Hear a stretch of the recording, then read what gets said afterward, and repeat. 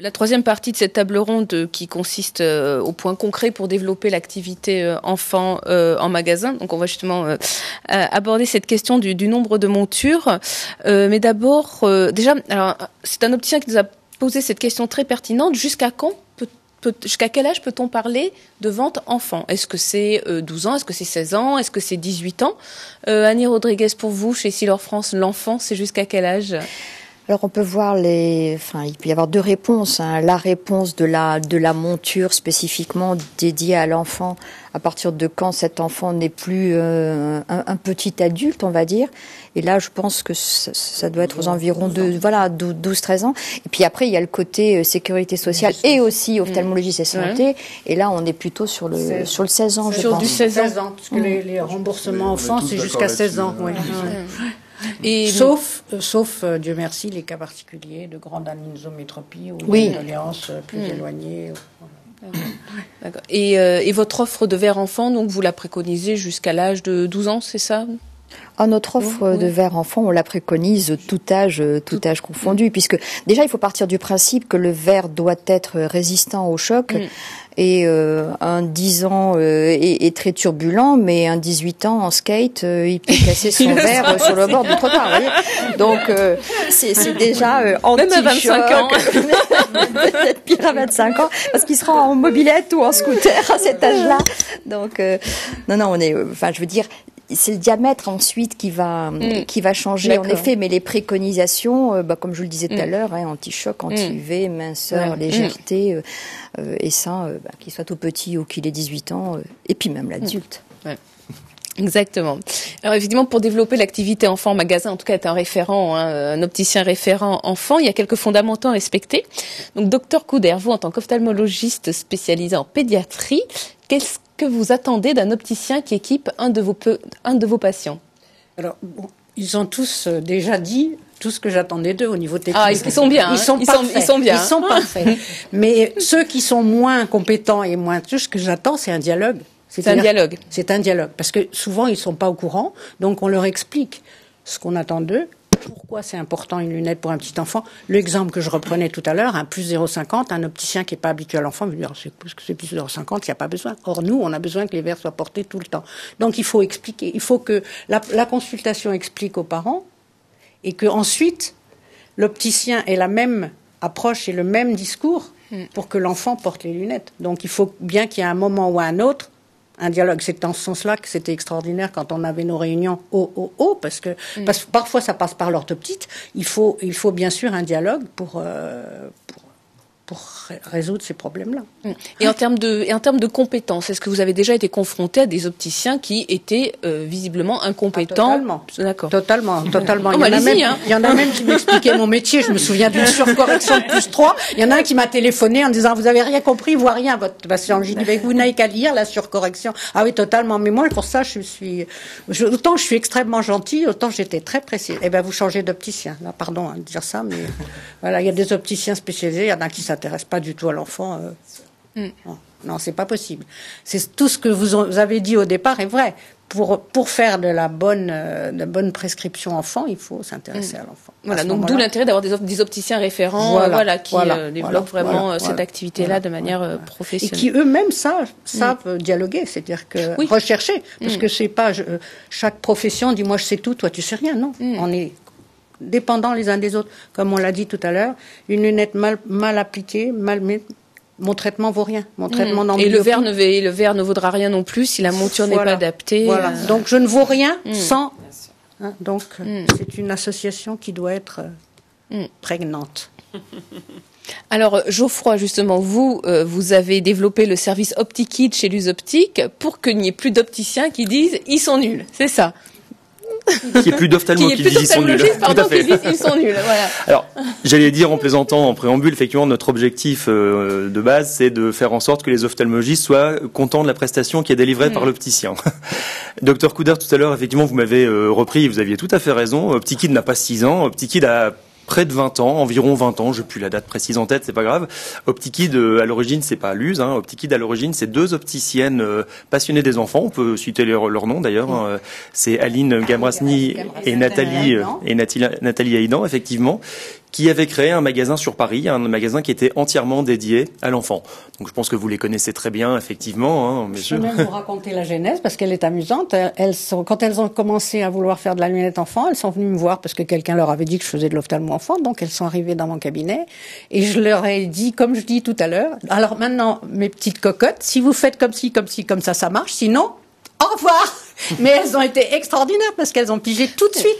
Et c'est d'elles et de leur dialogue, si vous voulez, qu'est né aussi. Donc c'est pour ça que vous faites tout ça.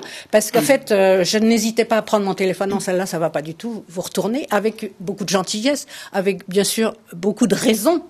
Pas pour critiquer systématiquement. Et moyennant quoi, en avançant, on a construit quelque chose d'énorme. Et c'était sans. En plus, les gens sentaient que c'était pour l'enfant, que c'était pas ni un côté marchand de ma part. C'était pas business, que j'avais pas d'action, que je n'en contrefichais. L'important, c'était que l'enfant soit bien équipé. Et c'est pour ça que ça a avancé. C'était gonflé à l'époque, de faire un magasin exclusivement dédié à l'enfant. Tout à fait. Gonflées, les filles. Ah oui, elles ont été gonflées, là. Ouais. Et en 2010, l'US Optique s'est alliée avec elle. En fait, alors ces opticiennes étaient adhérentes à la centrale l'US Optique, et l'US s'est alliée avec elle. Finalement, l'objectif étant de faire profiter à des opticiens indépendants en France de tout leur savoir-faire, c'est-à-dire de leurs compétences en termes de prise en charge des enfants et des parents, de leurs compétences en termes d'offres de produits, de leurs compétences en termes de relationnel avec les ophtalmologistes et les orthoptistes, bien sûr. Voilà. Parce que finalement, le constat qui était fait, qui était partagé, y compris avec des ophtalmos, c'était de dire que en magasin, il pouvait y avoir une prise en charge des enfants qui pouvait être, j'allais dire, aléatoire. Alors voilà, plus ou moins bien réalisée en fonction des magasins. Voilà. Et certains ophtalmologistes avaient fait part, notamment à Aline et à Nathalie, éventuellement d'un souhait d'avoir un opticien spécialisé sur la vision des enfants sur la ville où il exerçait. Voilà, n'ayant pas vocation à installer elle-même des magasins OptiKid partout en France. Donc en fait, on s'est allié avec elle et l'idée était effectivement de transposer leur savoir-faire et leurs compétences sous forme de corner, on va dire, chez des opticiens indépendants sur l'ensemble du territoire français. Voilà. Alors évidemment, mais ça a été dit, on n'est pas dans une démarche commerciale avec une notion de rentabilité à tout prix, etc. Je pense que c'est important de le dire, qu'on fait pas de l'enfant pour faire du business. On sait par exemple que le SAV de l'enfant, alors moi les données que j'ai, mais je pense que c'est à peu près cohérent, on est sur un SAV qui est entre 4 à 5 fois plus important chez l'enfant que chez l'adulte, peut-être même plus d'ailleurs. Voilà, donc on sait qu'une vente enfant prend plus de temps qu'une vente adulte. On sait que le panier moyen évidemment chez l'enfant est plus faible que notamment sur un progressif. Voilà. Donc on est vraiment sur une démarche technique professionnelle. Voilà. On vend pas c'est souvent ce qu'on dit, on vend pas un produit, on vend un traitement visuel en fait. On ne vend pas une marque de monture, même si on sait que la griffe est importante, le coloris est important, etc. Mais on est vraiment sur une notion d'étude morphologique de l'enfant pour pouvoir proposer le produit le plus adapté à l'enfant. Et non pas le fait qu'il soit estampillé, telle griffe. Donc vous travaillez en partenariat avec des ophtalmologistes Tout à fait. Et c'est quelque chose sur lequel on appuie fortement fortement nos adhérents. C'est dans la relation avec les ophtalmologistes et les orthoptistes, on les appuie dans le relationnel avec des délégués à l'information médicale qui travaillent chez OptiKid pour et avec les opticiens. Voilà. Donc aujourd'hui, combien d'opticiens ont ce service en magasin ? Alors aujourd'hui, on est à 80 magasins indépendants qui sont labellisés OptiKid, 80 en métropole. Et on en a 12 aussi sur l'île de la Réunion qui sont OptiKid. Voilà. Notre objectif, alors on n'a pas d'objectif de part de marché ou quantitatif, etc. Ce qu'on aimerait bien, c'est que sur l'ensemble des métropoles en France, qu'il puisse y avoir un opticien spécialisé sur la vision des enfants. Voilà. Après, notre développement se fait de façon maîtrisée. Et de façon qualitative. OptiKid est un réseau sélectif, voilà, où concrètement, pour qu'un opticien fasse partie du réseau OptiKid, il y a une évaluation, alors déjà du potentiel sur sa zone, ça c'est une première chose, mais aussi et surtout une évaluation de sa motivation et de sa capacité à s'engager sur une démarche spécialisée enfant. Donc un de nos lecteurs nous a demandé si OptiKid n'était réservé qu'aux opticiens LUS. Donc oui. Alors et en plus, un opticien LUS, voilà, qui est motivé et qui a vraiment envie de faire ça. Tout à fait. C'est réservé aux opticiens indépendants et c'est effectivement un service proposé par la centrale LUS Optique. D'accord. Ok. Et donc voilà, on en parlera plus tard. Vous proposez des formations, vous proposez tout un package en fait, voilà, qui permettra. Alors, est-ce qu'il faut un espace dédié dans le magasin? Tout à l'heure, Isabelle en parlait. Est-ce que pour pratiquer convenablement une activité enfant, il est nécessaire d'avoir un espace réservé à ce segment-là? Isabelle, tout à fait, voilà. Oui. Et c'est même très important parce qu'aujourd'hui, alors après, moi, aujourd'hui, j'en arrive même, vous savez, en septembre, à ouvrir un espace 0-4 ans. Pourquoi? Carrément un sous-segment au sein du segment. Oui, tout à fait. Parce que, en fait, ça fait 6 ans que je suis au Petit Kid et je me rends compte aujourd'hui, quand vous avez des enfants de moins de 4 ans qui sont à 4 pattes, qui tournent partout, qui vont toucher à tout, il leur faut vraiment un espace où ils peuvent circuler, ils peuvent se sentir à l'aise. Si vous passez votre temps à dire à un enfant, ne touchez pas ci, ne touchez pas ça, vous avez de l'autre côté des adultes qui viennent pour des ventes, même des personnes âgées qui veulent du calme. Donc, un enfant de 0-4 ans va bouger, va être un petit peu bruyant, peut crier. Donc, vous pouvez pas vous permettre de réprimander l'enfant. Vous êtes là pour vous occuper de lui. Donc, aujourd'hui, en effet, en septembre, j'ouvre un espace 0-4 ans qui est complètement, qui est à l'arrière du magasin, où il y aura tapis de jeu, toutes les montures pour les enfants évidemment de cet âge-là, mais aussi des tapis de jeu, des choses pour les occuper, pour qu'ils puissent circuler à l'aise dans le magasin. D'accord, donc sans effectivement aller peut-être jusque-là, Geoffroy, vous estimez aussi également que c'est nécessaire d'avoir vraiment un espace réservé à l'enfant. Donc c'est quelque chose qui est assez général, hein, puisque on a les 3/4 des opticiens qui ont répondu à notre enquête, qui disent avoir un espace enfant qui est bien identifié, avec des surfaces variables qui sont comprises entre 3 et 9 mètres carrés à peu près. Alors, je rajouterais juste un point.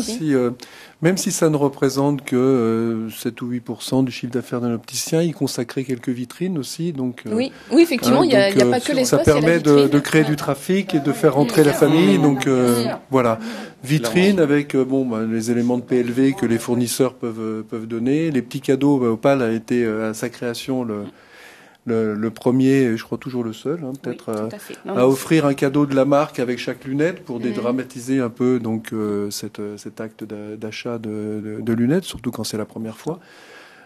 Donc c'est important même de ces cadeaux pouvoir les mettre en vitrine, égayer ces vitrines et attirer un peu les enfants. Voilà. Concours, c'est ce que vous disiez tout à l'heure.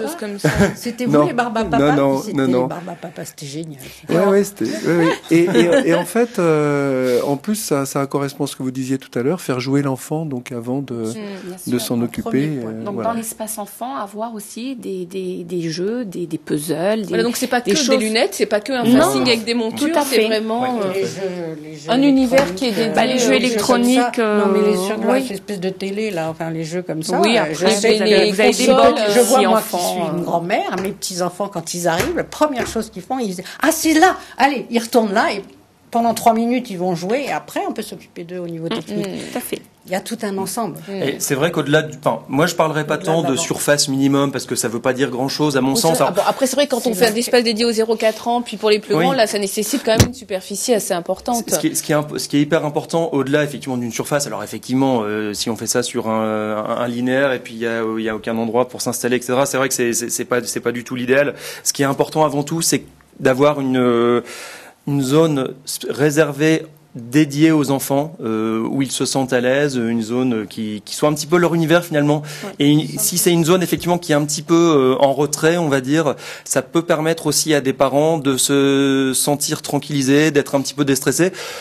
Je veux dire, des parents qui viennent avec un bébé de 6 mois, il y a quand même un côté psychologique important. Hein, voilà, on vient de leur apprendre que leur enfant n'est pas parfait. Donc effectivement, si on peut être dans les meilleures conditions possibles en magasin pour choisir vraiment la monture qu'il va falloir et le traitement qu'il va falloir, c'est beaucoup mieux, bien sûr. Ça nécessite aussi d'avoir, alors au-delà de la surface, ça nécessite effectivement d'avoir de la disponibilité et d'avoir du personnel. C'est ce que disait Isabelle au début de la table ronde, donc voilà, nécessité d'être au moins 2 dans le magasin. Tout à fait. Voilà, d'être au moins 2 collaborateurs. Et puis d'avoir les qualités personnelles, je dirais quasiment innées en fait. Dans ce cas-là, je veux dire, aimer les enfants, quelque part, ça s'invente pas. La patience, envers les parents aussi. L'empathie, voilà, tout à fait. Et puis quand même, cet espace, vous pouvez pas mélanger cet espace enfant avec l'espace adulte, c'est pas possible. Parce que déjà, au niveau concentration, nous, on a besoin vraiment d'être à l'écoute des parents, d'être près de l'enfant. On a vraiment cet espace quand même à part et pour moi, enfin, indispensable. Sachant que n'oublions pas que les adultes qui viennent au magasin, on parle de magasins qui sont spécialisés sur les enfants, mais qui évidemment ont une clientèle adulte. Les adultes n'ont pas forcément toujours envie d'être au milieu de plein d'enfants. Ceux qui viennent acheter les lunettes pour eux. Et conserver aussi que les parents aient l'impression une certaine confidentialité. Hein. Si vous avez un enfant de 6 mois, les parents vont peut-être vous dire des choses, ils n'ont pas envie que tout le monde écoute ce qu'ils ont à vous dire. Absolument. Non. Alors, donc effectivement, il y a la question de l'espace dédié, il y a aussi la question de la formation, hein, puisque, Isabelle, est-ce que vous pensez que juste en ayant son BTSOL, on est apte à équiper un petit porteur? Pas du tout. Non. Pas du tout. On a vraiment besoin. Ce que vous disiez. Oui, je pense. Après, on revient toujours au même. C'est une question de motivation. Sortant de son BTS, si on a la motivation, en un mois, on devient capable de le faire. Après, on apprend les techniques. Une formation. Non, moi, j'ai senti quand même... une formation. Non, mais ce que je veux dire, c'est que s'il y a l'envie, déjà... Oui, l'envie est très importante. Mais c'est sûr que ça peut pas être inné. Mais une formation, une aide derrière, une formation un petit peu sur la morphologie de l'enfant, une formation sur le développement visuel, très important. Il faut quand même comprendre l'ordonnance quand elle arrive et le discours des parents, il faut le comprendre. C'est vrai que quand on prescrit une paire de lunettes, un +6 à un bébé de 2 mois, c'est un choc pour le parent. Oui. Donc les parents, la maman, généralement, elle sort en larmes. Donc moi, je lui explique. On y apprend aussi effectivement la pédagogie qu'on doit avoir. Absolument. Moi, je lui explique qu'il faut qu'elle s'appuie sur le ventre, qu'elle accepte pour elle, parce que sinon son enfant n'acceptera pas. Donc il y a tout un temps, et ce temps-là, c'est pour ça que je disais que le contact était important. Il se reproduit parce que ils ont pleuré chez moi, mais ils ont oublié tout ce que j'ai dit. Donc il faut qu'ils aient le même dialogue en arrivant chez l'opticien, qu'ils sachent pourquoi j'ai mis une paire de lunettes à un bébé de 2 mois et pourquoi c'est important.